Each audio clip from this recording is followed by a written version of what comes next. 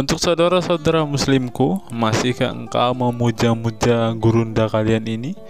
Masihkah engkau akan meninggi-ninggikan, bahkan mengatakan Zuma adalah seorang yang cerdas? Simak video ini sampai selesai dan silahkan murtad.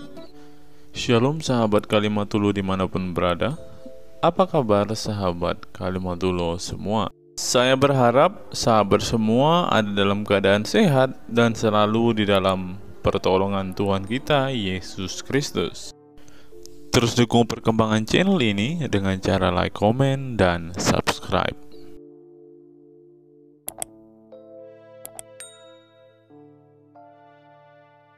Sebelum kita masuk dan fokus membahas video kita hari ini, teman-teman, kita dengarkan kesaksian pujian dari Bang Kay dulu ya, teman-teman. Sin start. Kasih itu lemah lembut, sabar sederhana. Oh alangkah indahnya, oh alangkah eloknya, bila saudara seiman hidup dalam. Oh, langsung banyak yang nyambung. Petrus diutus untuk orang-orang bersunat. Iya betul. Itu betul. Berarti Petrus berkota untuk Bani Israel. Tunggu saudara host, kita tunggu ini. Bedu untuk silakan Bedu, silakan. Ya. Saya bacakan dulu tadi ya. Saya bacakan dulu apa yang Petrus katakan ketika dia berkhotbah di hari Pentakosta itu, pencurahan Roh Kudus. Di ayat 39 Petrus sedang berbicara kepada orang Yahudi ya, bangsa Israel. Dia katakan di ayat 39, sebab bagi kamulah, kamu di sini siapa? Bangsa Israel, orang Yahudi.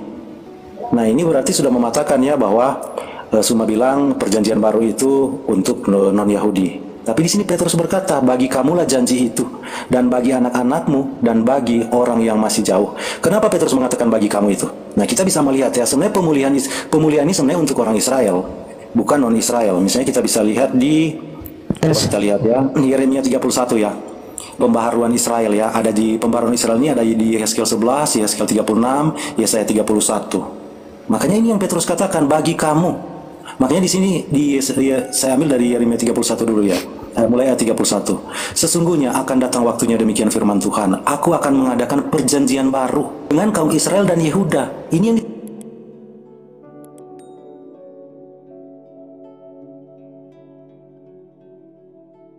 baptis, percaya kepada pemberitaan Petrus. Ketidakpercayaan orang yang menolak itu urusan mereka. Tetapi setidaknya Petrus sudah mengingatkan dan mengkonfirmasi bahwa janji itu bagi kamu.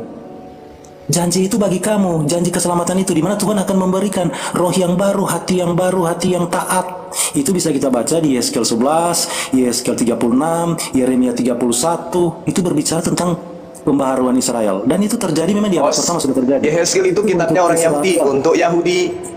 Petrus berkhotbah untuk Yahudi. Saya minta kepada Abedu tunjukkan bahwa kitab kanonik dan juga surah-surah Paulus itu untuk Yahudi. Mana? Meluncur. Mana? Menolak. Dengar dulu. Kenapa keselamatan bisa sampai kepada bangsa-bangsa lain? Karena sebagian orang Yahudi menolak. Nah, jatah orang yang menolak ini, dengar dulu. Jadi orang-orang yang menolak ini akibat dari ada penolakan-penolakan, tetapi bukan semua menolak ya. Akhirnya keselamatan bisa sampai kepada bangsa-bangsa lain. Tetapi awalnya memang ditujukan kepada Israel. Makanya Tuhan Yesus berkata keselamatan datang dari bangsa Yahudi. Berarti keselamatan nggak ada bangsa Yahudi. Udah. Saatnya Bedu kamu tunjukkan data di dalam kitab kanon dan surah Paulus bahwa mereka menulis karangan mereka untuk Yahudi. Silakan. Host diam dulu. Silakan. Bedu. Tenang ya. Ya, kamu jangan potong-potong saya. Bisa? Ngapain potong lo? Bisa? Bisa tenang. Dalilnya tunjukkan. Tadi kan saya tadi cuma mempertegas Anda. Saya nggak potong-potong Anda. Saya tahu Anda akan potong-potong setelah ini. Tantangan saya Bedu. Saya berhenti jadi apologet. Habis ini saya jawab deh. Akan menerima tawaran untuk menjadi artis. Kalau Anda bisa membuktikan udah nggak usah terlalu narsis bro, nggak sesuai sama kamu. Silakan. Udah. Jangan dipotong-potong ya. Saya mau tanggapi semua narasi Anda yang dari awal tadi. Jangan potong-potong dulu. Sampaikan dulu. Buktikan Anda itu bukan penakut sama saya. Buktikan Anda jangan penakut. Tunjukkan data ini tantangan. Jangan jadi orang penakut. Kamu pakai rok aja. Kitab kanonik dan kitab Kalau Paulus kamu penakut kayak begini, itu malah orang itu malu loh. Lihat kamu kok guru dan Zuma kayak gini ya. Kok panik ya? Kayaknya suka potong-potong, ada apa ya? Orang jadi curiga loh Zuma. Kamu ini ada apa sama Ki Ahmad? Apa yang mau ditutup-tutupi? Bisa jawab atau tidak? Di sini intelektual Anda itu akan dipertanggungjawabkan, akan dilihat oleh semua umat. Kalau umat melihat Anda nggak bisa jawab, maka mereka akan murtad. Hati-hati Anda. Silakan. Ingat ya, dengar baik-baik. Jangan potong-potong saya kalau Anda memang laki-laki. Kalau Anda perempuan, ya udah potong-potong aja. Oke ya? Deal ya? Deal atau tidak? Nggak mau dia. Ya kan mau potong-potong kan? Ketawamu berat kali ketawa. Ini kan. Berani nggak deal nggak? Atau mau potong-potong? Ya berarti amat. Ya, saya minta data dalil kitab untuk tenang Yahudi. aja, saya kasih dalil-dalilnya. Saya akan tanggapi juga narasi Anda. Saya tahu Anda itu mau kabur-kaburan, mau cuma membahas Alkitab doang. Saya takut Anda itu sangat takut Islam saya bongkar. Udah jawab aja. Oke ya. Iya, jangan dipotong-potong ya. Islam. Nah, udah mulai keceng-keceng dia, udah mulai jualan kan? 12 jualan cendol dia. Kasih 7 menit ya sampai 12.48. Silakan bro. Nah, udah mulai rusuh rumah. Oke, terima kasih host, dan terima kasih juga untuk umat Islam yang nggak suka potong-potong. Kalau yang potong-potong ya pakai rok aja ya. Jadi yang pertama tadi kan Zuma ini ngomong kotor, padahal saya itu kasih data apa adanya. Tapi barangkali saya akan kasih tahu ya, misalkan di dalam Bukhari 4853 ya, di situ Muhammad itu menggodai wanita-wanita dari Bani Jaun. Muhammad ngomong apa? Hei, serahkanlah dirimu untukku. Sampai si perempuan itu marah, lalu mau dikatakan apa? Apakah seorang permaisuri akan menyerahkan dirinya kepada seorang rakyat jelata atau gembel? Nah, ternyata yang suka buka celana, suka nunjukin bulu kemaluan adalah nabimu. Di dalam Quran surah At-Tahrim ayat 1-5 dan juga di dalam hadis Bukhari volume 3 buku 43 hadis nomor 648 dan juga dipertegas di dalam fatwa 90455, ternyata Muhammad itu melakukan hubungan intim dengan budaknya sendiri atau pembantunya yang namanya adalah Maria Al-Qibtiyah, dan itu dipergoki oleh Hafsah. Dan di dalam tafsir At-Tabari, Hafsah mengatakan demikian, bagaimana mungkin hal ini bisa terjadi padahal aku ini adalah perempuan yang paling lemah. Lalu Muhammad menjawab apa? Diamlah, jangan beritahu ini kepada siapapun. Nah, jadi ketahuan kan siapa yang suka nunjukin bulu kemaluannya, yaitu Muhammad. Dan sosok yang kelakuannya cabul seperti ini sudah tidak mungkin dia adalah seorang nabi yang mulia, apalagi untuk ditiru. Yang nggak pantas, yang ada digerebek. Ya, lalu tadi framingan Zuma, agama Kristen itu apakah diterima? Loh, justru dunia saat ini mayoritas itu adalah kekristenan. Di atas 30% mayoritas adalah orang Kristen, dan 65,4% peraih Nobel adalah orang Kristen. Islam berapa? 0,8%. Lalu yang renovasi Ka'bah siapa? Orang Kristen Koptik. Jadi Ka'bahmu itu bisa jadi jamban babi kalau misalkan tidak direnovasi oleh orang Kristen. Makanya banyak-banyak terima kasih. Yang menemukan lampu siapa? Thomas Alva Edison. Apa agamanya? Kristen. Jadi menunjukkan bahwa Allahmu tidak mampu menjadi bola lampu, makanya butuh orang Kristen. Makanya banyak-banyak terima kasih. Kalian itu Arab itu bikin apa selain obat kuat? Jawab, ya nanti Anda jawab itu. Lalu di dalam Bukhari 1165, ternyata setelah kematiannya Muhammad yang dia itu sudah membusuk di dalam Darimi 83, di situ Ibnu Abbas mengatakan, udah kalian jangan sembah lagi Muhammad karena dia itu sudah mati, sembahlah Allah yang tidak mati. Ternyata para sahabat itu melakukan penyembahan kepada Muhammad ketika dia hidup. Makanya ada banyak sekali bentuk pengkultusan Muhammad kepada dirinya. Misalkan di dalam kitab Mafahim Yajibu, Muhammad darahnya diminum, kencingnya diminum, ya bahkan rambutnya di dalam hadis Muslim 2298 itu Muhammad bagi-bagi tuh, ketika rambutnya dipotong dibagi-bagi, orang-orang mau ngambil berkah. Wah, ini disembah-sembah.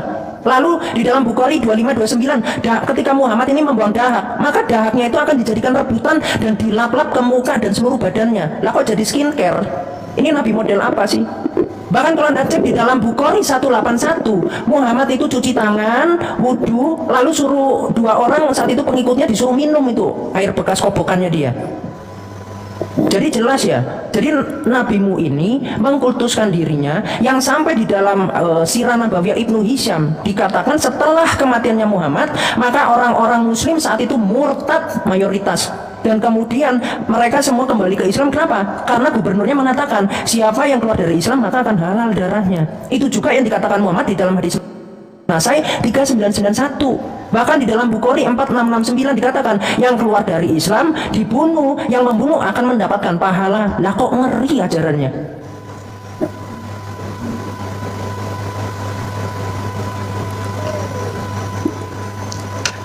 Cek. Kemana Abedu? Abedu kemana? Dinaikkan lagi. Kena lagi. Host. Naikkan. Naik di report akunnya.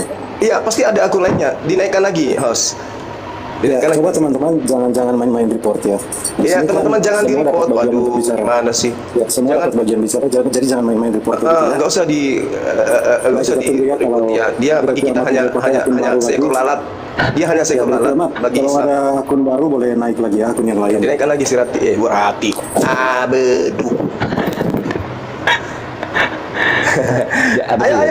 Ayo.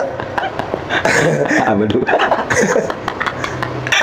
Abedu, silakan Abedu. Kamu tinggal Yang Islam sama saya. Udah tenang dulu cuma. Kamu belum menunjukkan data sama sekali. Ditutup dulu mulutnya. Iya deh. Nanti saya jawab ya. Itu untuk Yahudi. Silakan. Udah. Tenang dulu aja kamu ya. Ya, lalu selanjutnya tadi kan udah jelas ya tentang siapa yang keluar dari Islam maka akan ditebas itu lehernya. Menurut surah 8 ayat 12 sampai 13 juga dikatakan siapa yang menentang Allah dan Rasulnya maka di ayat 12-nya akan ditebas lehernya dan akan dimutilasi setiap ujung-ujung jarinya. Jadi inilah ajaran Islam yang jelas itu bertentangan menurut Tuhan Yesus di dalam Yohanes 16 ayat 2 ya. Lalu kalau kita cek lagi tadi si Zuma ini mensarkas ya bahwasanya Muhammad ini sosok yang normal atau tidak sebenarnya perlu dipertanyakan karena di dalam Bukhari 2393 Muhammad ini mengatakan tidak satupun wahyu yang turun kepadaku tanpa dia di dalam bajunya Aisyah ya. Jadi nabimu ini suka pakai baju perempuan, barangkali nanti suka pakai celak, nah kencingnya jongkok, nah itu ciri-ciri perempuan itu ya. Jadi ya silakan Anda pikirkan normal atau tidak. Ketika tadi saya sudah tunjukkan Muhammad itu dikultuskan, bahkan air wudhunya diminum, disuruh orang minum dan seterusnya. Nah itulah Muhammad. Gak ada satupun nabi. Jadi saya tantang Anda, tunjukkan saya ada nabi di dalam Alkitab yang kelakuannya kayak Muhammad. Tukang kawin iya, tukang nebas orang iya. Bahkan di dalam Bukhari 1405 Muhammad itu mencongkel mata seorang pencuri, memotong tangannya dan kemudian menjemur di panas dan kemudian di ini oleh besi panas itu matanya itu. Nah kelakuan yang kayak begini, nah itulah padahal Tuhan Yesus mengatakan di dalam Yohanes 5 ayat 22 Bapa tidak menghakimi siapapun melainkan telah menyerahkan penghakiman itu sepenuhnya kepada Yesus Kristus. Jadi penghakiman itu nanti lah, kok tiba-tiba Muhammad pakai main hakim sendiri? Ini gimana konsepnya? Lalu tadi tentang kenabian. Nah Muhammad ini kan sudah saya tunjukkan tadi di awal dalil-dalilnya bahwa dia adalah nabi palsu. Yang Anda tidak sedikit pun membantah itu, Anda malah lari-lari ke sana kemari.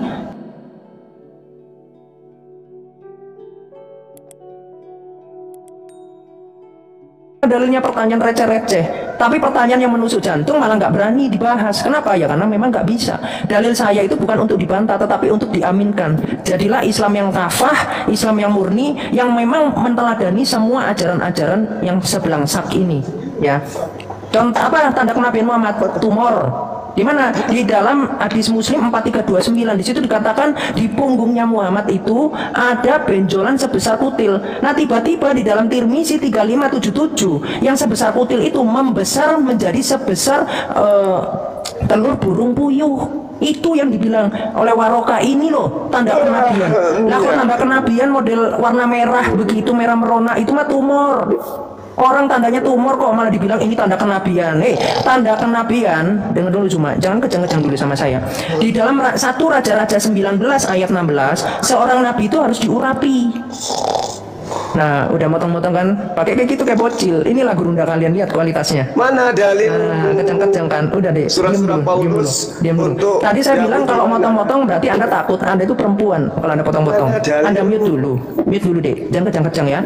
Nanti saya jawab itu pertanyaan Anda. Aduh, mana dalil? Tenang dulu ya. Nah, selanjutnya Muhammad itu adalah anak haram. Apa buktinya? Kalau Anda cek ya, saya bisa tunjukkan semua datanya, tapi karena ini banyak sekali. Jadi gini, Abdul Muthalib itu menikah dengan Hala dan juga Abdullah itu menikah dengan Aminah di hari yang sama. Nah kemudian Abdullah itu mati menurut Zadul Ma'ad itu mati 7 tahun setelah 7 bulan setelah pernikahan. Nah, jadi di situ dikatakan di dalam Sirah Nabawiyah Ibnu Ishaq dan juga Ibnu Hisham, Syekh Firman Al-Mubarakfuri juga dikatakan Abdullah itu sudah melakukan hubungan intim kepada Aminah itu setelah pernikahan, sehingga di situ dikatakan sudah dikandung Nah 7 bulan kemudian bapaknya ini meninggal. Nah ternyata Abdul Muthalib ini dengan hal ini punya anak namanya Hamzah. Umurnya Hamzah ini bukannya lebih muda, malah lebih tua 4 tahun dari Muhammad.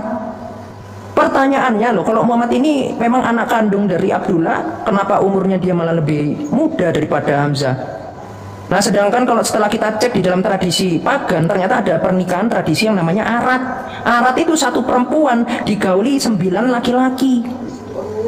Nah jadi terbukti ya, ternyata Muhammad itu adalah anak dari hasil zina. Anda kalau bisa bantah itu, saya sembah. Kalau Anda Islam yang bisa buktikan data saya palsu, saya sembah. Ya. Lalu di dalam surah 3 ayat 161, Muhammad itu dituduh oleh para sahabat. Di dalam tafsir Ibnu Abbas dikatakan bahwasanya Muhammad itu mencolong sempak merah, sempak perempuan. Nah kira-kira itu untuk apa Zuma ya? Jadi kalian jawablah pertanyaan saya, udah numpuk gak dijawab. Jadi adabnya sosok junjungan ini tuh apa? Sehingga kalian tuh merasa, oh kami itu penyempurna, ajaran sebelumnya itu nggak benar, diubah-ubah. Lah kok yang ternyata setelahnya sehancur gini junjungannya, gimana sih?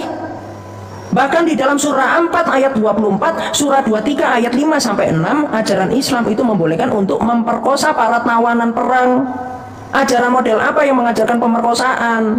Di situ udah jelas para perempuan itu nggak mau untuk dibuka celananya, malah kemudian diturunkan ayat sama Muhammad. Oh tidak. Nah, iya Malik bahaya. Muhammad cabul. Ya itu Muhammad pedofil. Itu diperkuat di dalam Abu Daud 1841 dan juga di Tirmizi 2942. Siapa yang bisa membuktikan data saya palsu? Saya open cam. Saya kasih data pribadi saya. Ya, kok kena report lagi abangku kiamat. Bagaimana Mas? Apa tadi siapa sih kiamat kena report terus dia coba menunjukkan Islam ini terlalu ketakutan ya ajarannya dibongkar ya. Surat Paulus ini dan terlalu juga cengeng kalau Islam. Islam yang diberitakan kiamat itu kebenaran. Muhammad itu anak ini anak haram. Makanya kalau Muhammad bukan anak haram dibantah dong. Jangan genjang-genjang apakah kemudian report-report aja si Abdu sudah menunjukkan lagi bang kiamat kita bongkar ya ajaran kadun-kadun ini ya, kadun-kadun yang sok harapan. Kalau Muhammad itu adalah anak haram. Ada kita dengarkan Muhammad adalah anak haram. Ada enggak kita bongkar-bongkar Jawaban. Tidak ada jawaban. Kita bongkari lagi. Giliran saya sekarang. Muhammad adalah anak. Giliran saya sekarang host. Giliran saya. Biar kalian, biar Islam sadar yang selama ini dipertuhankan sama Islam adalah anak haram, penjahat kelamin dan pedofil. Gugur rabies ini diturunkan. Gugur rabies. Anjir di luar Israel kok kamu kalian. Gugur rabies. Yang di luar Israel itu adalah gugur Muhammad. Ini giliran saya host. Tuhan Mekah. Suara saya besar host. Anda tidak sanggup. Jangan ini mic saya ini sangkakalanya malaikat Israel. Ini mic saya ini sangkakalanya malaikat Israel. Kalian tidak akan mampu untuk melawannya. Turunkan aja. Giliran saya. Saya tanggapi tadi pertanyaan Anda. Oke, silakan. Ngamuk gaul.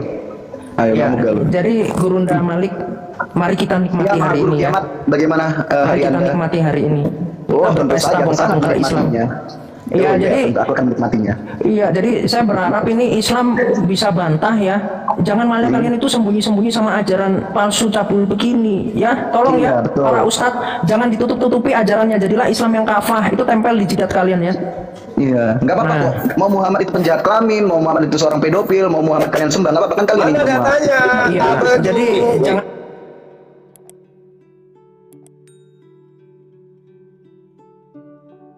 Aduh, singkatan dari asu benar-benar. Muhammad yang ternyata penjahat kelamin. Sekarang kalian melobatkan Asu benar-benar. nggak bisa kan dia bantah. Ditanya data hanya bisa cari kutu. Nangis semua. Pertanyaan. Lihat nangis lagi. Ngamuk dia bang siapa? Iya. Dia ngamuk Apa dia. dulu? Kita bongkar-bongkarin ajarannya. Aduh, asui benar-benar dulu. Pertanyaan saya. Pertanyaan saya mana dalilnya? Dalilnya mana? Bahwa surat-surat yang dibacakan pendeta di dalam agamamu itu ditujukan kepada Yahudi, bukan hanya kepada Romawi dan Yunani. Mana? Sih harus teriak-teriak kayak gitu. Mana? Ya udah. Mana? Tunjukkan. Saya jawab ya. Jangan ngamuk-ngamuk. Jangan ngamuk-ngamuk. Jinak ya, jinak. Jangan seperti gubernur Israel. Benar-benar Kayak begitu. Mana dalilnya? Dia mulai stres kayak Muhammad, coy. 1, 2, Iya, udah ya. Udah. Dia mulai Jadi stres kayak Muhammad. iya, jadi gini loh. Udah Ini putus asa teman-teman itu, bro. Kita bongkarin dalil-dalilnya dia. iya. Islam semakin membongkar. Loh kan balik ke tengah lagi kan bener kan? Udah nyanyi-nyanyi dia. Kayak anak TK. Dia. Nyanyi kayak anak TK lagi. Mana? Udah kalah dia tuh, udah kena mental kayak begitu. Makanya kalau stres jangan jadi gurunda. Kalau stres berobat. Kebiasaan lu orang stres lu jadiin Tuhan lama. Sekarang Zulkifli stres jadi gurunda. Kan? Asui benar-benar dung. Nah, kan? Mana jawabanmu? Kalau kitab yang ada di Kristen itu adalah kitab yang ditulis untuk Yahudi. Ajaran Islam itu harus gila. Kalau nggak gila bukan Muhammad namanya. Ya, Tadi kisah para Rasul 2 tidak terjawab. Ayo lo. Itu justru untuk Yahudi, kata Petrus. Yang saya tanya, Itu berobat. yang saya tanyakan kepada Anda, kalau kitab yang dikarang oleh penulis kitab kanonik dan surat-surat Paulus itu untuk Yahudi, Itu kenapa? Sekarang kenapa? saya akan berhenti jadi apologet dan saya lebih pilih menjadi artis sesuai dengan tawaran yang ada. Komal saya tutup. Tapi kalau saudara tidak bisa menunjukkan data itu, berarti Kristen memang adalah agama pagan yang dikhususkan untuk Romawi dan Yunani, tiba di Indonesia kalau oleh penjajah Belanda dan Portugis. Dewa bulan itu siapa? Asu benar-benar. Itu ada ayatnya, bro. Silakan. Suaramu tidak akan mengalahkan saya. Ferguson, ini adalah trompet sangkakala yang saya gunakan. Cuma untuk lihat. Jawaban kan, sekarang saya akan menjawab pertanyaan kamu ya. Ingat, kamu tadi gagal untuk yang pertama. Ini kesempatan kedua. Saudara host, silakan. Bukan, itu sudah betul, cuman kamu yang mau menerima. Jadi Apanya yang betul? Apa? Makanya itu bilang abu, asli. Kamu nggak bisa Pak, lebih kencang lagi. Kisah para Rasul 2 itu tidak bercerita untuk menyelamatkan diri. Banget sumpah ini orang soalnya dikenceng-kencengin. Ferguson, ini trompet sangkakala. Ya tenang dulu teman-teman, itu saya jawab. Dia kan mintakan dalilnya di mana. Betul. Ini kesempatan kedua. Kalau si Tante Abdu ini tidak bisa menunjukkan, hanya bisa Islam itu. Kena mental kamu sama saya. Kenapa? Kena mental. Kena mental dia. Emang lu pikir umat Islam itu bisa terima ajaran dan Silakan Anda bantah kalau mampu. Kalau Anda mampu bantah, saya open. Kalau Anda mampu membantah dalil saya bahwa dalil saya itu palsu dan salah, saya open. Islam itu keilmuannya bersanad.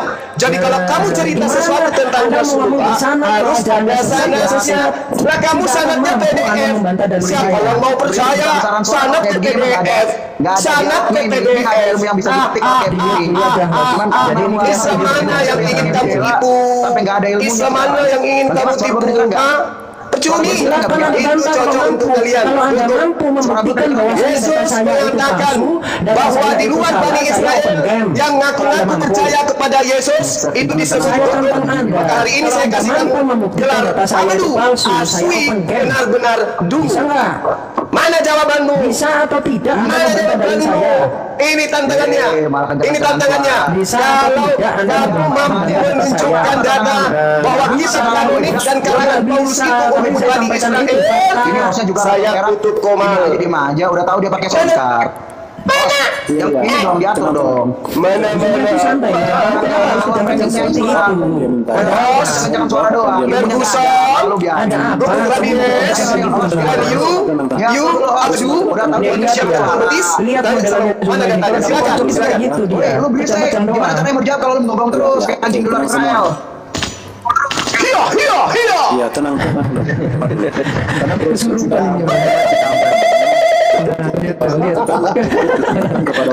Gak ada jawaban dari Bani Kulum. Bani Kulum tidak bisa membuktikan kalau kitabnya kitab suci. Ternyata kitabnya hanya untuk Romawi dan Yunani. Silakan. Ini kesempatan kedua, silakan. Ya udah soundcard lu matiin dulu.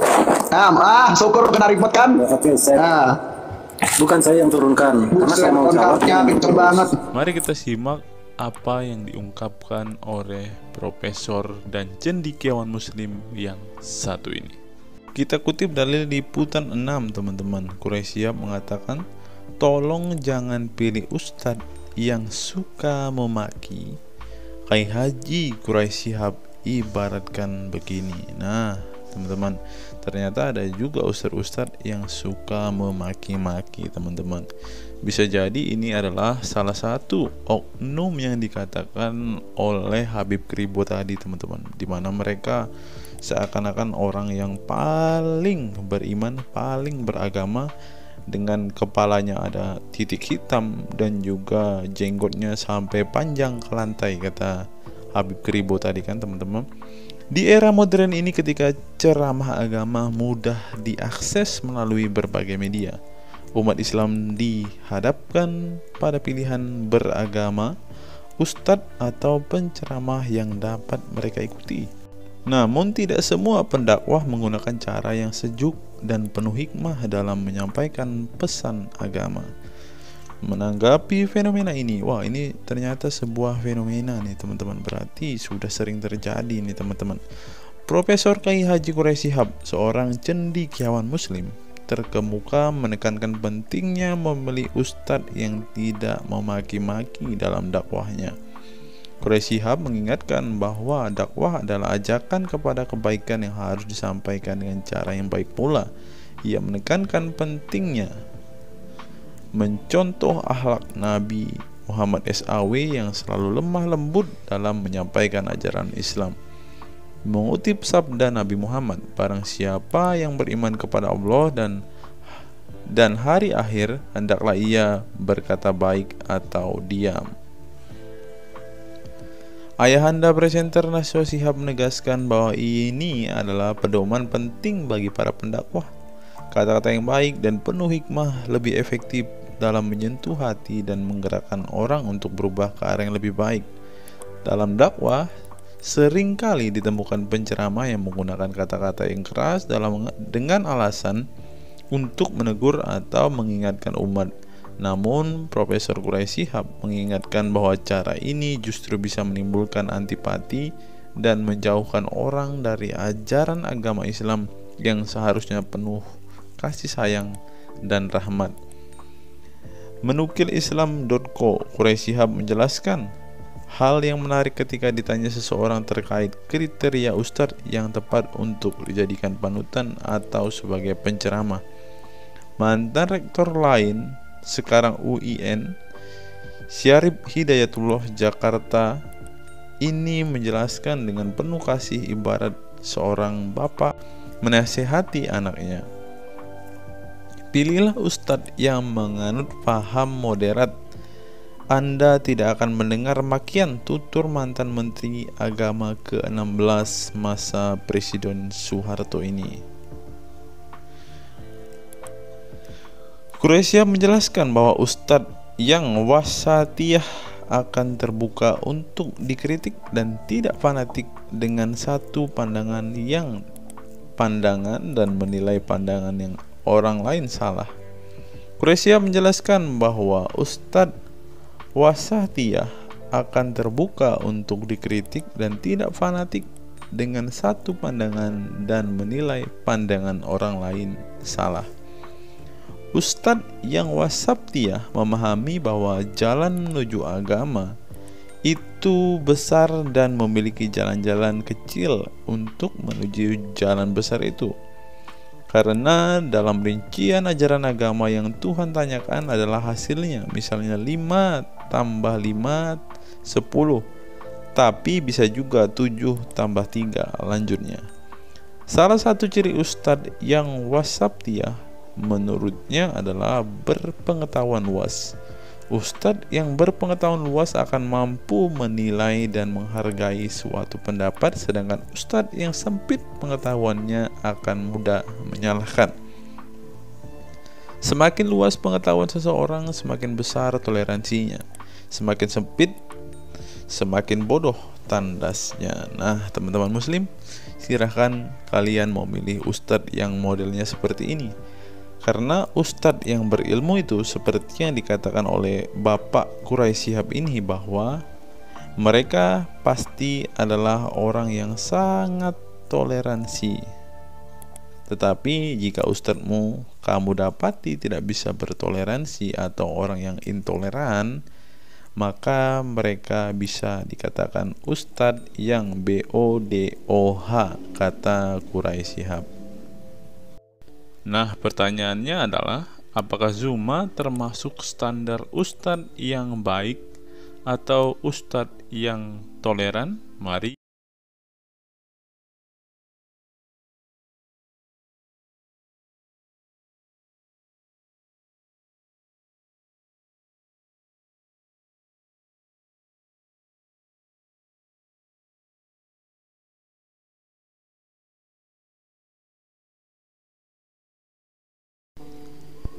Google, mengapa Rasulullah disebut sebagai nabi penutup?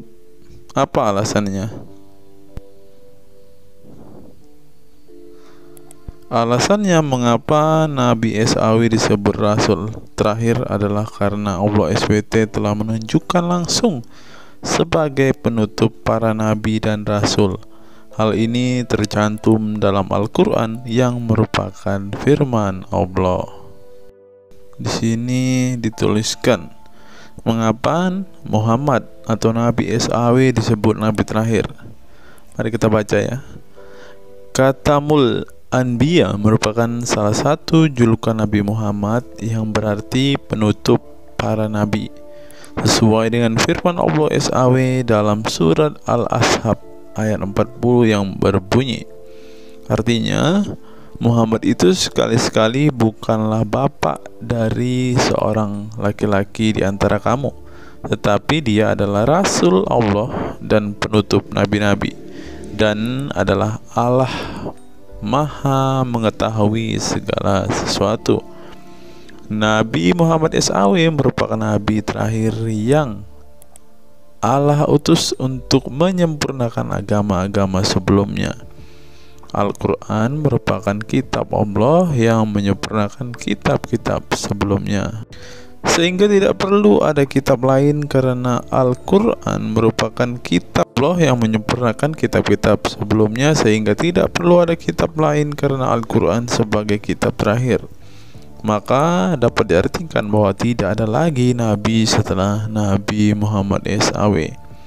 Nabi Muhammad SAW sebagai nabi terakhir juga didukung dengan dalil lainnya, yaitu surat Al-Sab 61 ayat 6. Dan ingatlah ketika Isa bin Maryam berkata, "Hai Bani Israel, sesungguhnya aku adalah utusan Allah kepadamu, membenarkan kitab sebelumku, yaitu Taurat, yang memberikan kabar gembira dengan datangnya seorang Rasul yang akan datang sesudahku, yang namanya Ahmad, dalam tanda kurung Muhammad." Menurut Syekh Al-Zairi dalam kitab Al-Jawahir dan Al-Qalamiyah, alasan kenapa Nabi Muhammad SAW dijadikan nabi terakhir adalah hikmah terputusnya para nabi itu untuk menyeru umat manusia agar beribadah kepada Allah, menunjukkan mereka ke jalan yang lurus dalam urusan kehidupan duniawi dan ukrawi, memberitahu kepada mereka tentang hal-hal yang tidak dapat dicapai oleh penglihatan mereka, dan memberitahu keadaan yang pemikiran mereka belum sampai, dan menetapkan dalil yang meyakinkan serta menghilangkan syubhat keserupaan yang tidak benar. Adapun hubungan dakwah Nabi Muhammad SAW dengan nabi-nabi terdahulu ialah terbangun atas dasar sebagai penguat dan penyempurna dakwah nabi-nabi sebelumnya. Oleh karena itu, semua para nabi selalu dibangun atas dasar dua pondasi utama, yaitu akidah, syariat, dan akhlak. Dari segi kaidah, dari segi akidah, semua ajaran yang dibawa oleh para nabi, mulai dari Nabi Adam alaihissalam sampai Muhammad SAW, adalah sama. Tidak ada beda antara nabi satu dengan nabi yang lainnya. Semuanya mengajarkan keimanan terhadap keesaan Allah SWT, yaitu dengan membersihkan dari segala sifat yang tidak layak baginya, dan mengimani adanya hari kiamat serta adanya surga dan neraka. Maka dari itu, semua para nabi menyerukan kepada kaumnya masing-masing antara dasar iman kepada Allah, dan semua para nabi setelahnya saling membenarkan ajaran yang telah dibawa oleh para nabi sebelumnya. Adapun dari segi syariat yang mengatur tatanan kehidupan masyarakat dan individu terhadap perbedaan dalam metode dan kuantitasnya antara satu nabi dengan yang lain. Hal itu disebabkan karena syariat tersebut dalam ranah pelaksanaan bukan sebuah pengabaran seperti akidah. Perkembangan zaman dan perbedaan bangsa yang satu dengan bangsa yang lainnya turut mempengaruhi syariat mereka satu sama lain. Diutusnya satu nabi itu adalah khusus untuk umatnya pada waktu itu, bukan umum untuk semua manusia. Sebuah hukum syariat terbatas dalam ruang lingkup yang sempit sesuai dengan umatnya pada waktu itu secara khusus. Nah, dari bagian pertama ini kita mengetahui teman-teman mengapa Rasulullah ini dikatakan sebagai nabi penutup, karena Rasulullah juga mengajarkan kepada keesaan Allah, teman-teman. Nah, seperti yang terus di sini. Semuanya mengajarkan keimanan terhadap keesaan Allah SWT, yaitu dengan membersihkan dari sifat segala yang tidak layak baginya dan mengimani adanya hari kiamat dan adanya surga dan neraka. Salah satu alasan mengapa Rasulullah disebut sebagai nabi penutup adalah ini, teman-teman. Mari kita lihat fakta berikutnya. Menurut kumparan, teman-teman, alasan mengapa Rasulullah SAW disebut nabi terakhir, teman-teman. Mari kita simak ya. Saya berharap teman-teman tidak bosan mendengar setiap fakta-fakta yang kita bukakan ini, karena dengan melihat fakta-fakta ini setidaknya kita belajar, teman-teman, dan dapat memaklumi mengapa sih saudara-saudara muslim kita itu sangat-sangat menjunjung tinggi Rasulullah, teman-teman. Mari kita simak. Nabi Muhammad SAW adalah nabi yang ke-25 dalam Al-Quran. Sebagai umat Islam, kita diwajibkan mempercayai bahwa tidak ada rasul lain setelah kematian Nabi Muhammad SAW. Sebenarnya mengapa Nabi SAW disebut Rasul terakhir? Bukan tanpa alasan Allah SWT memilih Nabi Muhammad SAW sebagai Rasul terakhir, sehingga kita dilarang untuk mempercayai bahwa adanya Rasul setelah Nabi Muhammad SAW meninggal dunia, bahkan sampai memiliki cara pandang berbeda dengan beliau. Nah, jadi teman-teman kita, saudara-saudara kita tidak percaya ada Nabi setelah Nabi Muhammad, teman-teman. Terlebih ada yang nabi yang membawa ajaran-ajaran yang berbeda dari apa yang diajarkan oleh Rasulullah. Berikutnya, alasan dibalik Nabi Muhammad SAW disebut Rasul terakhir. Nabi Muhammad SAW ditunjuk menjadi Rasul terakhir Allah SWT dan mendapatkan Al-Quran yang merupakan kitab sempurna dari kitab-kitab sebelumnya. Nah, mereka percaya juga kitab mereka adalah kitab yang paling sempurna, karena kitab-kitab sebelumnya tidak sempurna, maka disempurnakan oleh Al-Quran, teman-teman. Artinya, wahyu yang sudah diterima Nabi Muhammad SAW sudah terputus sejak beliau meninggal dunia. Ibnu Katsir menjelaskan, ini merupakan nikmat Allah Subhanahu wa Ta'ala yang terbesar atas umat ini. Allah Subhanahu wa Ta'ala telah menyempurnakan untuk mereka agama mereka, sehingga mereka tidak lagi membutuhkan agama selain agama mereka.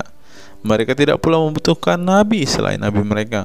Oleh karena itu, Allah Subhanahu wa Ta'ala menjadikannya sebagai penutup para nabi. Allah Subhanahu wa Ta'ala mengutus beliau kepada manusia dan kepada jin. Nah, jadi teman-teman, Rasulullah juga bukan hanya dikirim kepada umat muslim, kepada manusia-manusia yang percaya dan memutuskan untuk memeluk agama Islam saat ini, ternyata juga kepada para jin, teman-teman. Allah Subhanahu wa Ta'ala berfirman, artinya Muhammad itu sekali-kali bukanlah bapak dari seorang laki-laki di antara kamu, tetapi dia adalah Rasulullah dan penutup nabi-nabi, dan adalah Allah Maha mengetahui segala sesuatu. Dikutip dari buku situs-situs dalam Al-Quran oleh Syarifuddin El-Fikri, para ahli bahasa memberikan makna terhadap kata ma dalam surat Al-Ahzab ayat 40 dengan al-istitsaku wal ma'u, yang artinya memastikan dan menolak sesuatu, sehingga Al-Quran menyebutkan bahwa Nabi Muhammad SAW sebagai khatam an-nabiyyin. Artinya pasti tidak ragu beliau seorang nabi terakhir dan menolak orang mengaku di kemudian hari. Adapun alasan dibalik Nabi Muhammad SAW sebagai Rasul terakhir dijelaskan oleh Syekh Al-Zairi dalam Al-Jawahir Al-Kalamiyah.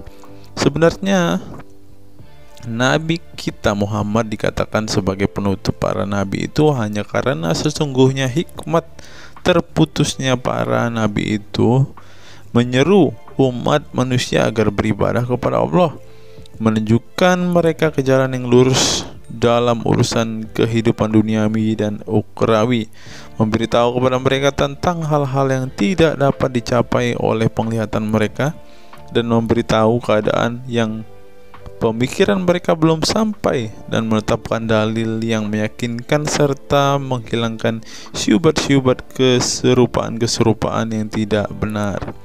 Karena itu umat manusia tidak memerlukan lagi kepada nabi sesudah Nabi Muhammad, sebab syariatnya telah mencapai batas kesempurnaan.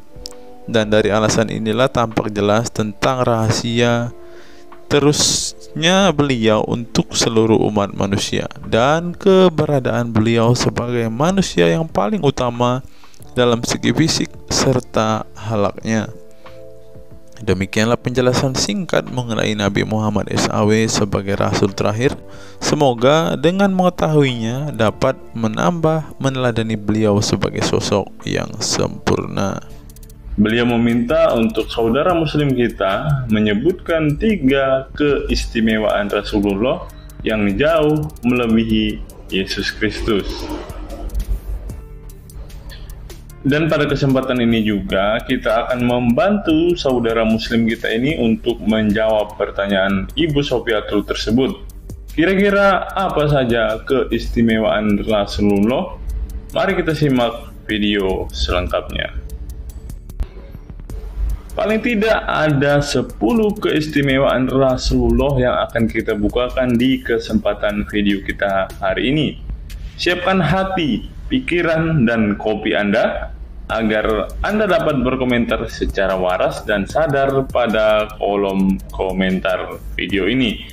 Yang perlu diingat, jangan menghujat ya teman-teman.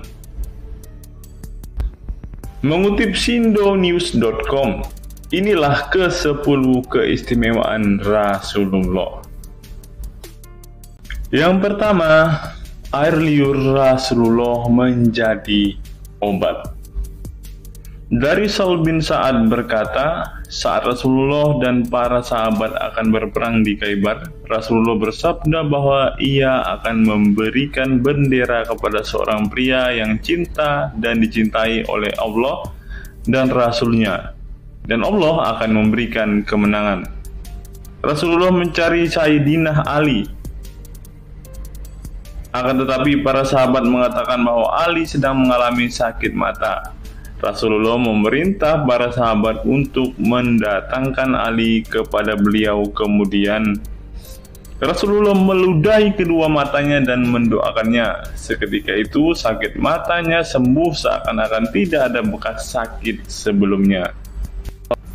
Kemudian sahabat Talq bin Ali mengaku pernah digigit kalajengking di kakinya. Lalu Nabi meludahi kakinya dan mengusapnya. Seketika hilang sakit dan berhenti darahnya keluar. Talq bin Ali mengatakan, aku digigit oleh kalajengking ketika aku di dekat Nabi Muhammad, lalu beliau meludahi kakiku dan mengusapnya. Yang kedua, rambut beliau membawa berkah. Sahabat Khalid bin Walid radhiyallahu anhu tak pernah kalah di medan perang. Di setiap perang, Khalid selalu meraih kemenangan dan membuat nyali musuh ketakutan. Ternyata penyebabnya tak lepas dari keberkahan rambut Nabi Muhammad yang selalu dia bawa ketika perang. Rambut beliau juga dijadikan sebagai obat bagi orang sakit. Yang ketiga, keringat Nabi Muhammad menjadi minyak wangi. Anas bin Malik menceritakan keberkahan keringat Nabi Muhammad sebagai minyak wangi. Beliau mengatakan Nabi masuk ke rumah kami dan beliau qailullah, tidur siang di tempat kami. Ketika tidur itu Nabi berkeringat, kemudian ibuku datang membawa botol dan keringat Nabi Muhammad ditampung ke dalam botol itu. Kemudian ketika Nabi bangun dari tidurnya, beliau bertanya kepada ibuku, "Wahai Ummu Sulaim, apa yang sedang engkau perbuat?" Ummu Sulaim mengatakan, "Ini keringatmu wahai Rasulullah, aku jadikan minyak wangi dan ini adalah minyak wangi yang paling wangi." Yang keempat, tidak memiliki bayangan. Asyadid Muhammad bin Alawi Al-Maliki dalam kitabnya Mafahim Yazid Antus Hahaha menyebut di antara kekhususan Nabi Muhammad adalah tidak memiliki bayangan. Karena memang beliau adalah cahaya dan cahaya tidak pernah memiliki bayangan. Nabi tidak memiliki bayangan meskipun ada sinar matahari. Ini didukung oleh doa Nabi yang meminta kepada Allah untuk dijadikan sebagai cahaya.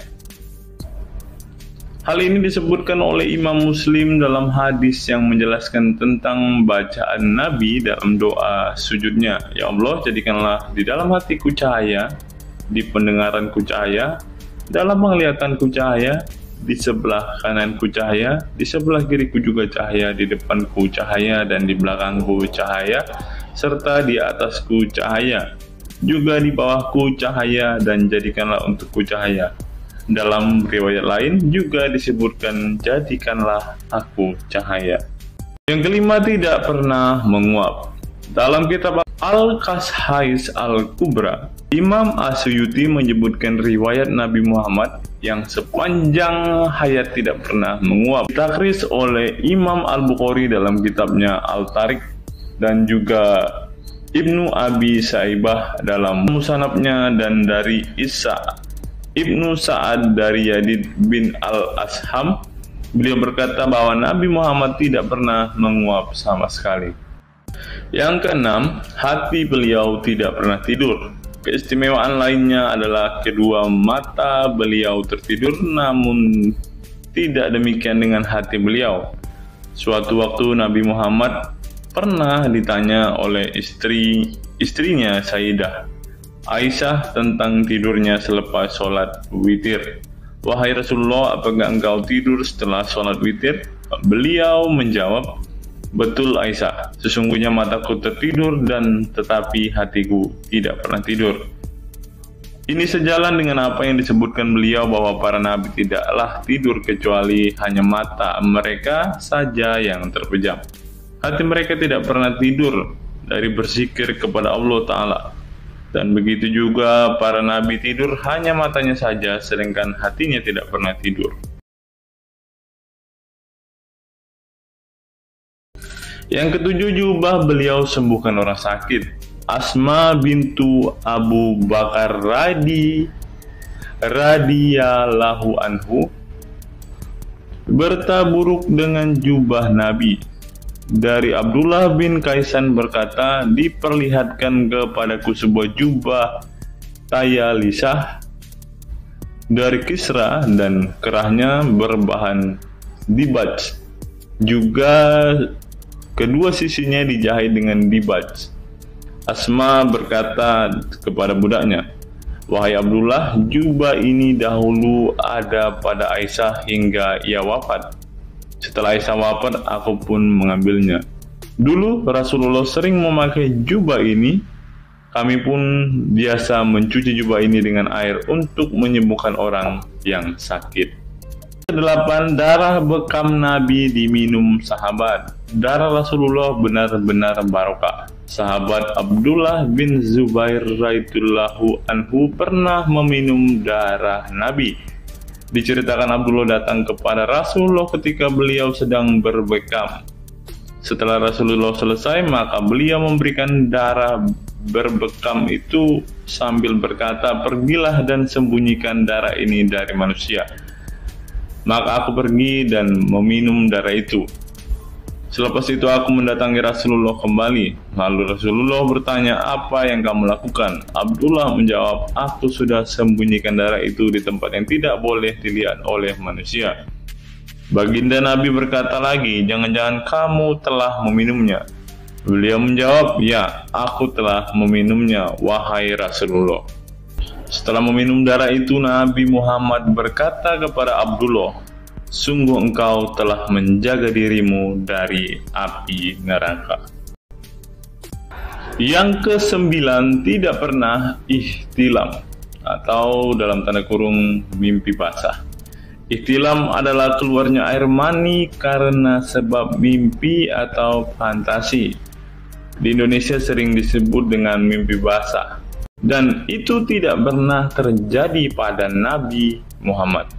Dalam kitab hadis Al-Mu'jam Al-Kabir, Imam At-Tabarani mengeluarkan sebuah riwayat dari Ibnu Abbas bahwasannya Nabi Muhammad tidak pernah ihtilam atau mimpi basah. Yang ke-10 yang terakhir, teman-teman, dapat melihat dan mendengarkan ringkihan langit. Dari sahabat Abu Jar, Nabi Muhammad bersabda, "Sesungguhnya aku melihat apa yang kalian tidak lihat, dan aku mendengar apa yang kalian tidak dengar, ringkihan langit. Dan memang pantas langit bersuara ringkih, karena di setiap jarak 4 jari di langit ada malaikat yang menaruh keningnya dan sujud kepada Allah. Demi Allah, seandainya kalian mengetahui apa yang aku ketahui, kalian akan sedikit tertawa dan banyak menangis." Keistimewaan lain dari Nabi Muhammad disebutkan ketika beliau buang air tidak ada bekasnya sama sekali. Dalam kata lain, semua kotoran beliau ditelan bumi, tak sedikit pun yang tertinggal. Beliau juga mampu melihat ke belakang dengan jelas sebagaimana beliau melihat ke depan. Itulah ke-10 keistimewaan Nabi Muhammad yang juga menjadi bukti kenabian beliau. Rasulullah adalah manusia sebagaimana umatnya, akan tetapi Allah menjadikan beliau sebagai manusia yang tidak seperti manusia pada umumnya.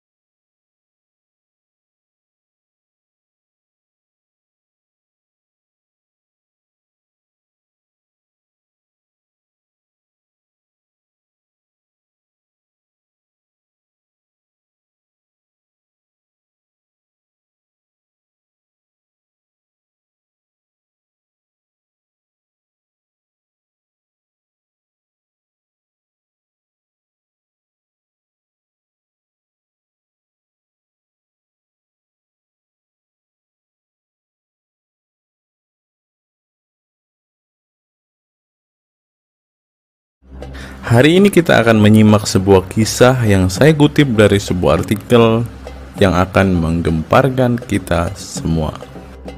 Karena kisah ini berisi sebuah cerita tentang para sahabat Nabi Muhammad yang katanya masuk surga. Bagaimana mungkin para sahabat ini bisa masuk surga? Sedangkan junjungan mereka sendiri pun tidak mempunyai kepastian surga. Seperti yang diungkap Bapak Quraisy Shihab berikut ini. Tidak benar, saya ulangi, tidak benar bahwa Nabi Muhammad sudah dapat jaminan surga. Mendengar apa yang dikatakan Bapak Quraisy Shihab tadi, jelaslah bahwa Rasulullah pun tidak pasti masuk surga. Bagaimana mungkin para sahabat masuk surga jika sang junjungan sendiri tidak punya kepastian surga? Memang sedikit aneh sih teman-teman. Nabi tidak pasti masuk surga, tapi para sahabat masuk surga. Mungkinkah para sahabat lebih baik dari sang Nabi?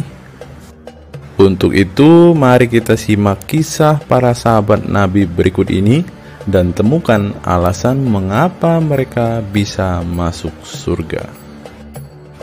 Kisah sahabat Nabi Muhammad SAW yang dijamin masuk surga oleh Allah SWT. Semua manusia pasti menginginkan masuk surga Allah SWT, namun tidak semua jiwa bisa masuk surga. Ada banyak tantangan dan perjalanan yang sangat panjang yang harus dihadapi umat Islam hingga mendapat kesempatan ala SWT untuk masuk surga.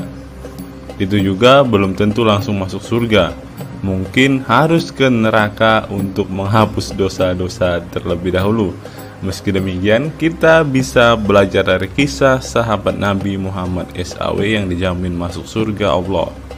Mereka tidak begitu saja mendapat tempat yang keindahannya kekal abadi. Berbagai ujian keimanan dan fisik dalam mengarungi kehidupan mereka di jalan Allah SWT. Siapa sajakah sahabat Nabi SAW yang dijamin masuk surga? Simak selengkapnya dalam ulasan berikut ini. Kisah sahabat Nabi Muhammad SAW yang dijamin masuk surga. Dalam sebuah hadis terdapat 10 sahabat Nabi SAW yang masuk surga. Hadis tersebut berasal dari Abdurrahman bin Auf radhiyallahu anhu. Ia berkata, Rasulullah Shallallahu alaihi wasallam bersabda. Adapun kisah 10 sahabat Nabi yang dijamin masuk surga yang dikutip dari buku biografi 10 sahabat Nabi yang dijamin masuk surga karya Sujai Fadil 2020. Yang pertama, Abu Bakar As-Siddiq. Abu Bakar As-Siddiq dikenal sebagai manusia terbaik setelah Nabi Muhammad SAW. Beliaulah orang pertama yang beriman kepada Nabi SAW, menemaninya dan membenarkan perkataannya. Ketika Nabi Muhammad SAW meninggal dunia, beliaulah yang dipilih menjadi imam dan melanjutkan kepemimpinan sebagai khalifah. Yang kedua, Umar bin Khattab. Sahabat Nabi Muhammad SAW selanjutnya yang dijamin masuk surga adalah Umar bin Khattab. Dedikasi beliau kepada agama Islam sangatlah besar. Walaupun sebelum ia memutuskan untuk beriman kepada Nabi Muhammad SAW, ia ingin membunuhnya. Setelah masuk agama Islam, Umar bin Khattab menjadi orang yang paling berani dan mendapat gelar Al-Furuq yang memiliki arti pembeda antara yang benar dan yang salah. Yang ketiga, Utsman bin Affan. Utsman bin Affan merupakan saudagar kaya raya, namun kekayaan tersebut tidak membuatnya sombong, namun kebalikannya. Utsman menggunakan hartanya untuk zakat, sedekah, dan infak.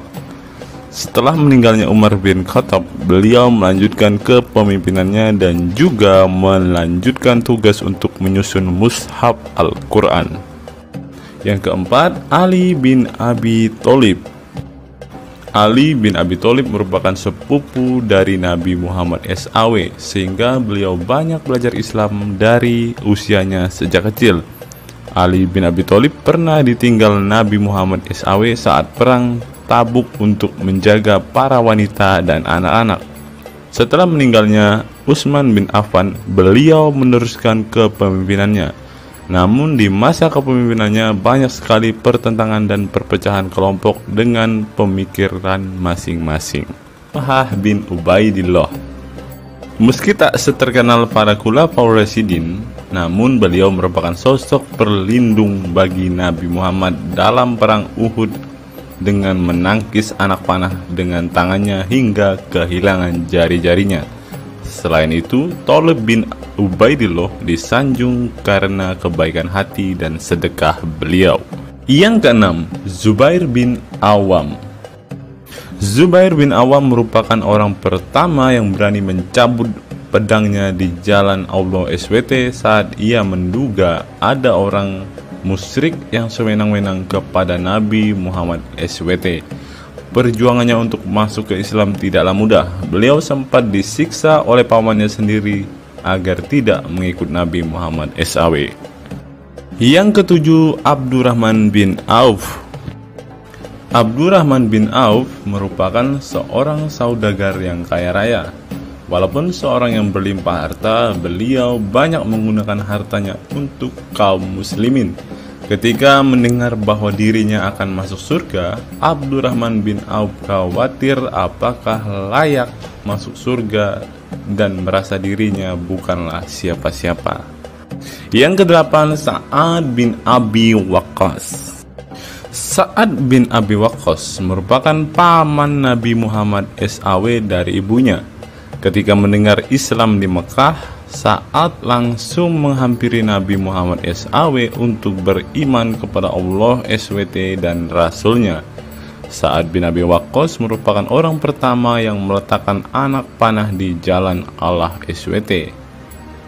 Beliau juga dipilih menjadi komandan perang Qadisiyah dan diangkat menjadi gubernur Kufah di masa kepemimpinan Utsman bin Affan. Yang kesembilan, Sa'id bin Zaid.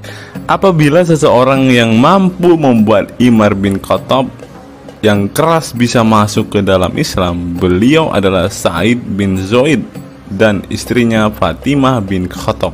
Beliau mengadakan pertemuan di Darul Arqam dan sebelumnya menyampaikan dakwah di dalamnya.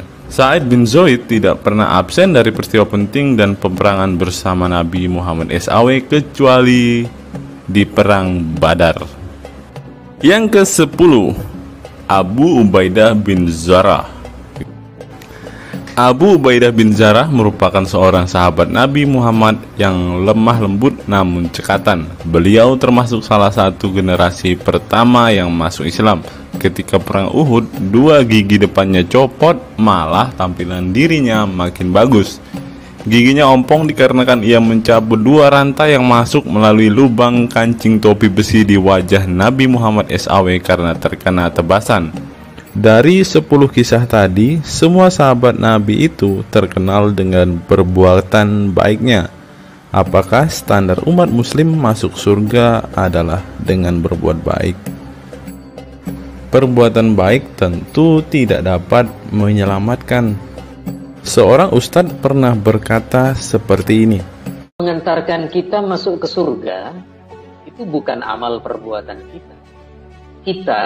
Kita semua masuk ke dalam surga Allah kelak itu lantaran mendapat anugerah dari Allah dan mendapat rahmat dari Allah. Jadi bukan karena amal ibadah kita. Apa tanggapan teman-teman setelah menyimak kisah ini? Silahkan tulis komentar waras teman-teman di kolom komentar video ini. Sekian video saya hari ini. Kiranya video hari ini bisa memberikan pengetahuan baru bagi kita semua. Salam waras, salam sadar, sampai bertemu di video-video saya berikutnya. Tuhan Yesus memberkati kita sekalian.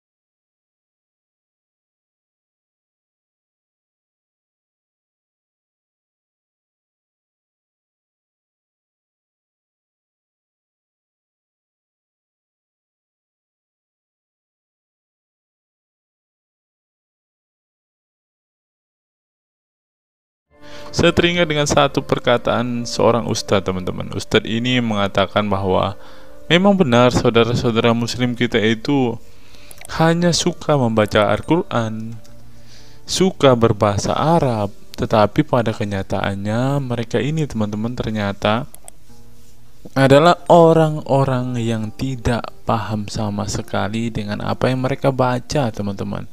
Dan akhirnya Ustadz ini mengatakan bahwa saudara-saudara muslim kita ini seperti keledai, teman-teman. Mari kita dengarkan apa yang disampaikan Ustadz ini. Kita bangga menghafal Al-Quran tapi tidak memahami Al-Quran. Senang mengulang berbahasa Arab tapi tidak mengerti bahasa Arab. Suka membaca Al-Quran tapi tidak memahami maknanya. Akhirnya apa?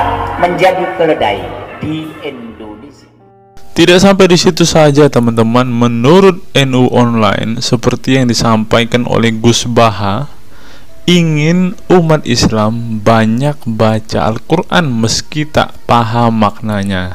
Teman-teman bisa baca sendiri ya judul artikel ini. Artikel ini mengatakan seorang Gus ingin umatnya itu semua umatnya dia ingin bahwa mereka harus mau dan rajin membaca Al-Quran, teman-teman. Walaupun ya pada kenyataannya apa yang mereka baca mereka tidak ketahui. Apa yang mereka baca mereka tidak tahu maknanya, teman-teman. Mari kita dengarkan dan lihat apa isi dari artikel yang diransir oleh NU Online ini, teman-teman. Jakarta, NU Online. Rais Syuriah Pengurus Besar Nahdlatul Ulama PBNU Kiai Haji Ahmad Bahaudin Nur Salim yang biasa dikenal dengan Gus Baha mengingatkan umat muslim atau umat Islam untuk memperbanyak membaca Al-Quran meski tidak memahami maknanya. Waduh, gak bahaya kah ini? Ustadznya mengatakan harus baca saja Al-Quran walaupun tidak paham. Wah, bisa-bisa umat Islam jadi keledai se-Indonesia nih, seperti yang dikatakan Ustadz yang barusan tadi. Karena semuanya disuruh baca, disuruh hafal, tidak peduli tahu atau tidak arti dan maknanya. Aduh, bagaimana ini, teman-teman? Sebagai kitab suci, Al-Quran harus lebih dekat dengan umat Islam.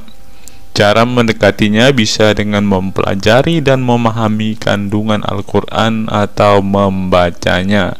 Membaca Al-Quran lebih bernilai ibadah, terutama di bulan suci Ramadan. Saya paling sangat ingin di Ramadan ini banyak membaca Al-Quran, baik membaca secara qiraatan saja atau lebih jelasnya. Sebagaimana dikutip NU Online dari akun YouTube Santri Gayeng, menurut Gus Baha, membaca Al-Quran tidak harus menunggu paham arti dan tafsirnya, sebab membaca Al-Quran dari huruf ke huruf sudah bernilai ibadah. Meskipun seorang yang membacanya itu tidak paham arti dan maknanya, terlebih ketika membaca dan kemudian menjadikan isi Al-Quran sebagai bimbingan hidup. Gus Baha mencoba melogikakan orang yang membaca Al-Quran tetapi tidak memahami maknanya. Ia menjelaskan ketika seseorang membaca Al-Quran dan tidak paham maknanya, maka seseorang itu hanya menyibukkan diri dengan kalamullah. Hal ini menurut Gus Baha sesuatu yang baik. Tetapi Ustadz yang tadi mengatakan kalau hanya bisa membaca tetapi tidak ngerti maknanya, mereka sama dengan keledai di Indonesia. Nah, sekarang umat muslim bingung nih harus ngikutin yang mana, mau jadi keledai atau hanya menjadi pembaca tetapi tidak tahu apa-apa nih. Lanjut, teman-teman. Efek dari kesibukan dengan kalamullah itu pasti tidak melakukan maksiat.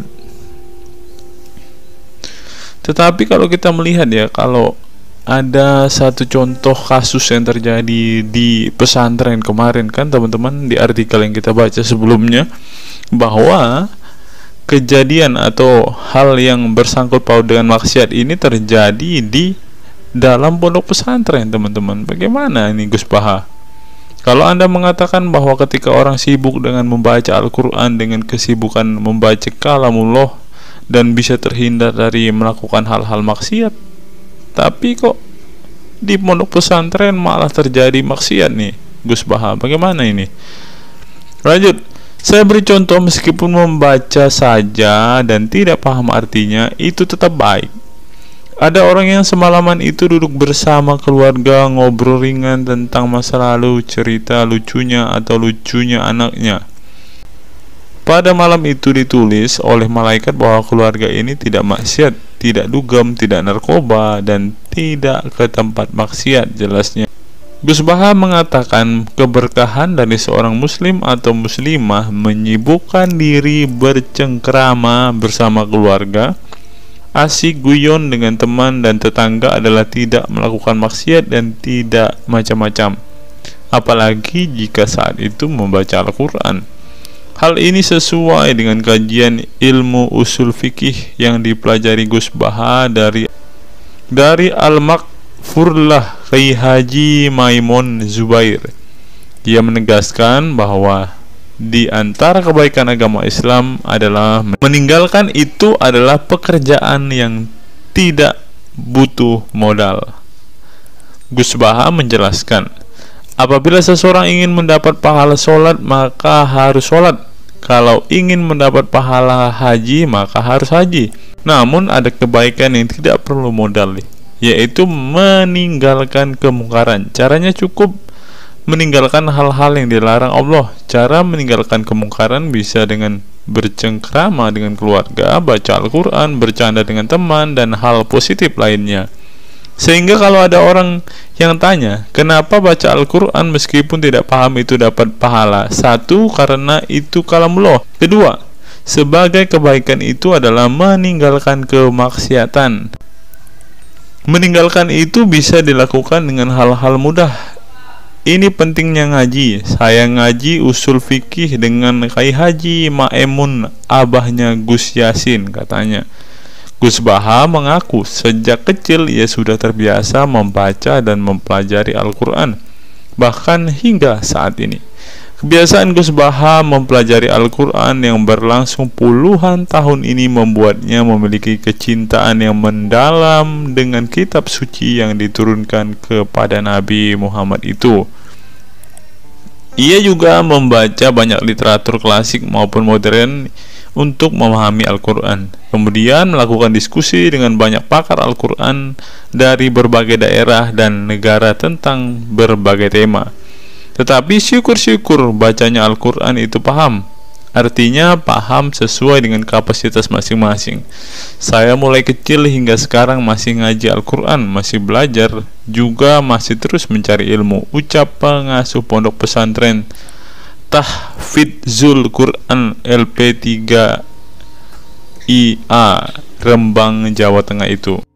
Nah teman-teman, setelah mendengarkan apa yang dikatakan Ustadz Munzir Situmorang dan juga Gus Baha ini, taulah kita sekarang mengapa ketika ada debater Islam yang berdebat dengan saudara-saudara apologet Kristen kita, mereka tidak paham sama sekali dengan Quran mereka, dengan hadis mereka, karena ya seperti ini teman-teman. Membaca Al-Quran, menghafal Al-Quran itu adalah sebuah ibadah bagi kepercayaan mereka teman-teman. Walaupun mereka tidak paham apa yang mereka baca, walaupun mereka tidak mengerti sama sekali apa yang mereka baca teman-teman, yang penting dibaca saja, itu adalah sebuah amal baik. Nah teman-teman, kita belajar bahwa ketika apologet Kristen berdebat dengan para apologet Islam atau dengan para polemikus Muslim, inilah yang terjadi teman-teman. Mereka tidak paham sama sekali ketika mereka ditanya isi hadis dan Qur'annya. Karena pada intinya atau pada kenyataannya, seperti pengakuan dua ustadz ini tadi, bahwa memang benar umat muslim itu hanya senang membaca, hanya suka membaca, hanya suka mengimani tetapi tidak paham sama sekali dengan apa yang mereka baca dan imani, teman-teman. Sebagai contoh, teman-teman, kita kalau melihat perdebatan antara Gurunda Zuma dengan apologet-apologet Kristen ya, ketika Zuma ditanyakan ayat-ayat Al-Quran atau hadis-hadisnya, Zuma pasti tidak pernah menjelaskan ayat dan hadis itu, teman-teman. Alasannya ya kita tahu ya, sekarang ternyata memang Zuma pun ternyata hanya hafal, hanya suka membaca tetapi tidak paham dan tidak mengerti sama sekali dengan apa yang mereka baca dan hafalkan, teman-teman. Ya, jadi kita bisa ambil kesimpulan bahwa orang-orang model seperti ini sama seperti keledai di Indonesia, seperti yang diungkapkan oleh Ustadz Munzir Situmorang tadi, teman-teman.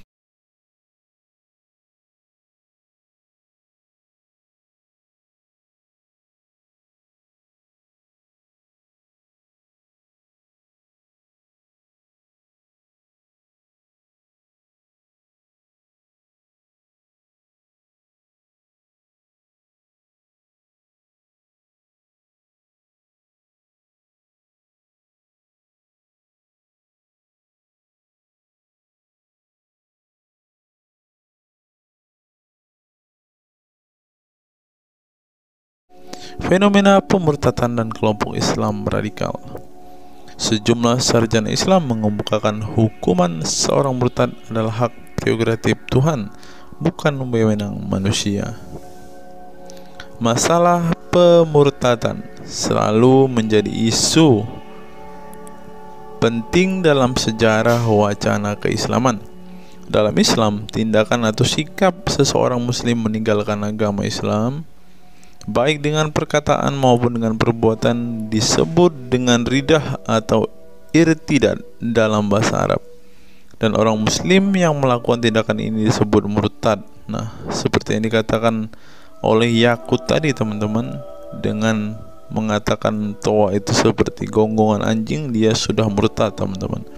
Itulah sebabnya saudara-saudara muslim menganjurkan dia untuk istighfar dan mengucapkan 2 kalimat syahadat kembali. Lanjut. Seorang dikatakan murtad belum tentu mereka pindah atau konversi ke agama baru. Bisa juga mereka kemudian memilih untuk tidak beragama, menjadi sekuler, ateis, agnostik, dan lain sebagainya. Masalah pemurtadan ini bukan hanya diskursus dan fenomena eksklusif dalam Islam saja, tetapi juga dalam agama-agama lain ya. Ada banyak pendapat di kalangan sarjana muslim tentang status ridah yang dan bagaimana seharusnya memperlakukan seorang murtad.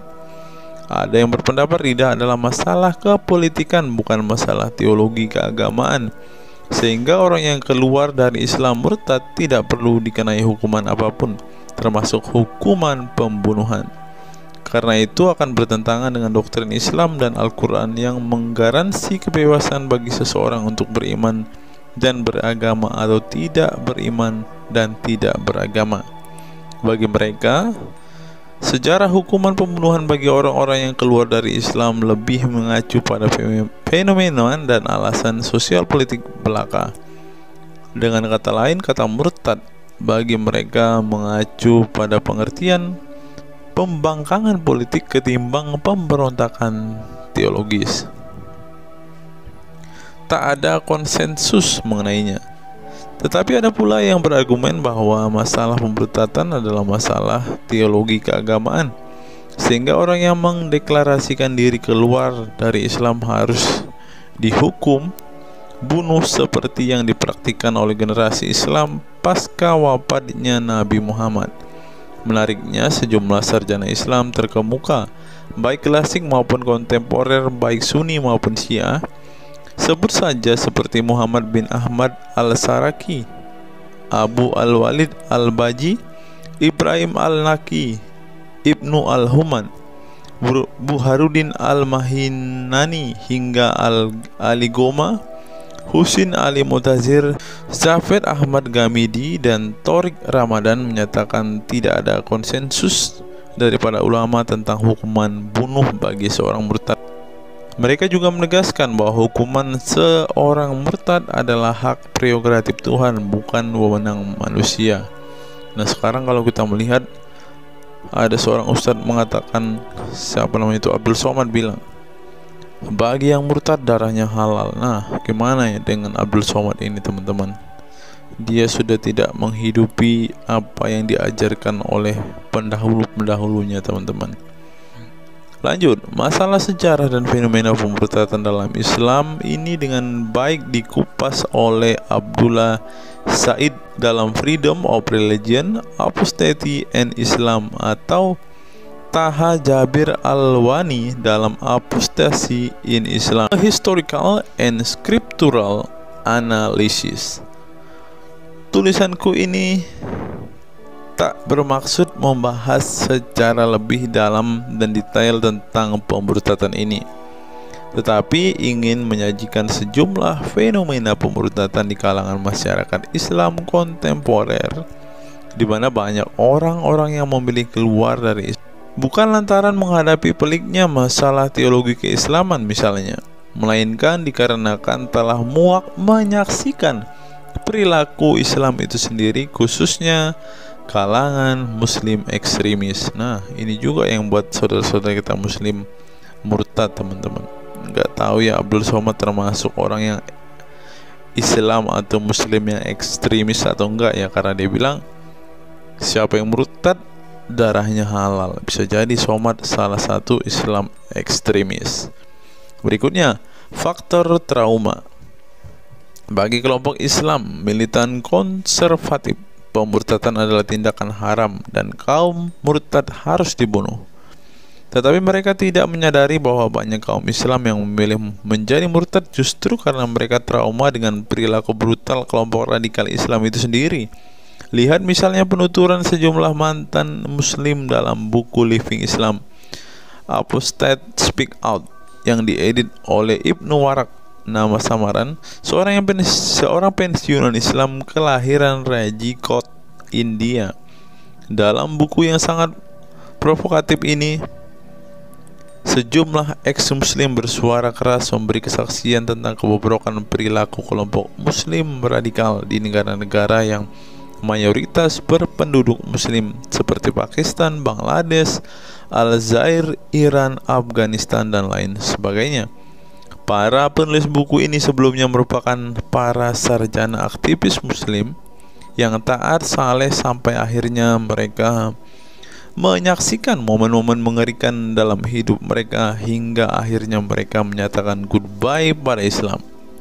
Lihat teman-teman, mereka ini adalah saksi keekstriman Islam, teman-teman. Kini mereka memilih menjadi Kristen, agnostik, ateis, humanis, sekularis, free thinker, dan lain sebagainya.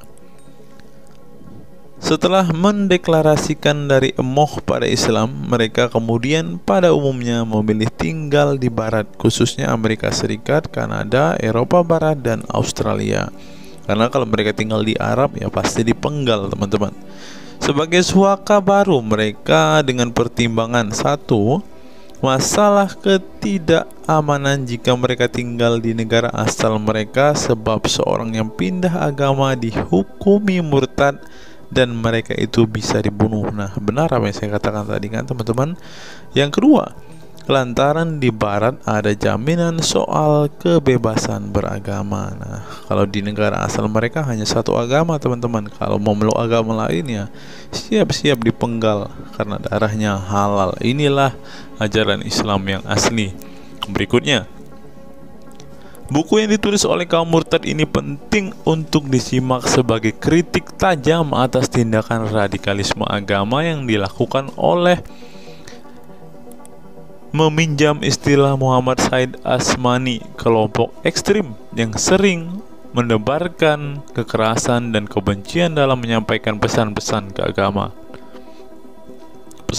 keagamaan tanpa disadari bahwa perilaku sadis dan barbar mereka telah menyebabkan sebagian umat Islam frustasi dan kehilangan kepercayaan terhadap agama mereka, kemudian memilih hengkang dari Islam. Ini menunjukkan bahwa masalah pemurtadan atau proses konversi tidak semata-mata masalah teologi keagamaan, tetapi juga sosial, politik, dan ekonomi. Itulah yang dialami Ibnu Warraq, Ali Sina, Anwar Saik, Faisal Muhammad, Syarek Malik, Samia Libini, Abul Qasem, dan masih banyak lagi. Semula mereka adalah para pemeluk Islam saleh yang kemudian memilih keluar dari agama ini setelah mereka mengalami dan menyaksikan peristiwa tragis dalam sejarah hidup mereka. Simak misalnya penuturan Ali Sina dalam Why I Live Islam, My Passage from Faith to Enlightenment. Ali Sina yang masih keturunan Ayatollah Iran ini menuturkan pengalaman getir hidupnya menyaksikan serangkaian horor di negaranya Iran. Dia mengatakan sejak Ayatollah Khomeini berhasil menggulingkan diktator Shah Reza Pahlavi pada tahun 1979, segera ia mengganti ideologi sekuler negara dengan ideologi Islami yang tunduk sepenuhnya pada otoritas Khomeini. Masih menurut Ali Sina, alih-alih ingin menegakkan kedaulat Tuhan, dalam praktiknya yang terjadi justru penegak kedaulatan Khomeini, di mana melalui agen rahasianya yang bernama Saza Mene Atelaat Fa Amniate Keskharar yang disingkat Sefak, dia dan para pendukungnya menghancurkan siapapun yang tidak mau tunduk pada otoritas politik keagamaannya, termasuk bekas sekutunya. Maka pada saat Imam Khomeini berkuasa, kata Sina, nyawa pun menjadi sangat murah. Ribuan orang Irak dibunuh sebagai efek perang teluk antara Iran-Irak. Ribuan pengikut Bahai Faith disiksa dengan tuduhan murtad, dan ribuan penduduk Iran yang menolak otoritas politik dan agama sang imam dipenjara. Nasib kaum perempuan lebih tragis lagi. Sebelum dibunuh, mereka diperkosa oleh tentara syariat dengan alasan sebagai imbalan pembangkangan kepada sang ayatollah sekaligus tiket menuju surga. Oh, ngeri teman-teman, tiket menuju surga. Peristiwa tragis semasa rezim Khomeini ini membuat Ali Sina trauma dan kehilangan kepercayaan terhadap Islam sehingga ia memilih murtad. Sekarang ia mendirikan Faith Freedom Foundation untuk mengadvokasi orang-orang yang ingin meninggalkan Islam. Selain Ali Sina, pengalaman getir juga dialami oleh Abul Qasem Bangladesh, Syarek Malik Pakistan, Anwar Saik Pakistan Bertain, Nadia dari Maroko, Samia Libina dari Tunisia, Azad dari India, dan masih banyak lagi. Setelah mengalami dan menyaksikan sejumlah peristiwa tragis kekerasan agama yang dilakukan kaum muslim radikal di negara mereka, mereka kemudian hijrah ke iman yang baru. Memang tidak bisa dipungkiri di negara-negara berbasis Islam itu telah terjadi sejumlah peristiwa sadis yang dilakukan sekelompok rezim muslim militan dan kaum radikal agama demi ambisi politik kekuasaan mereka. Atas nama agama dan penegakan syariat Islam, mereka melakukan serangkaian teror dan kekerasan terhadap kelompok minoritas dan lawan-lawan politik agamanya. Penulis perempuan Mesir Bad Yeor telah menunjukkan dengan baik sebagian dari sejarah gelap radikalisme kelompok militan konservatif terhadap kaum minoritas ini dalam buku The Decline of Eastern Christianity Under Islam From Jihad to Dhimmitud. Dalam buku ini, dia berpendapat bahwa konsep dhimmi, khususnya Kristen dan Yahudi yang secara literal mengacu pada definisi protected people, orang-orang yang dilindungi, dalam realitasnya justru menjadi kelompok yang diperas, dieksploitasi, karena di samping dipaksa membayar pajak pada pemerintah, mereka tidak pernah menikmati hak-hak sipil sebagai warga negara. Di negara-negara berbasis syariat Islam, mereka memang menjadi warga negara kelas 2, kalau bukan malah tidak berkelas lagi. Wah. Tidak hanya non-muslim saja, kaum muslim yang kebetulan berseberangan dengan ideologi dan aliran keagamaan rezim penguasa, baik rezim Sunni maupun Syiah, juga mendapat perlakuan kejam dan diskriminatif. Sebagian dari kaum muslim yang dizolimi oleh rezim Islam ekstrim ini masih bertahan memeluk Islam. Tetapi sebagian lain lebih memilih kabur ke negeri lain dan emoh memeluk Islam lagi. Ilustrasi di atas merupakan peringatan keras sekaligus memberi pelajaran berharga bagi umat Islam. Dengarnya saudara-saudara Islam, khususnya kelompok muslim militan konservatif yang selama ini getol berdakwah dengan cara-cara kekerasan dan intoleran. Perilaku brutal dan aksi-aksi kekerasan yang mereka lakukan tidak hanya menyebabkan simpati publik terhadap kaum muslim merosot, atau melorotnya tingkat kepercayaan publik terhadap Islam sebagai agama damai, toleran, pluralis, dan rahmatan lil alamin.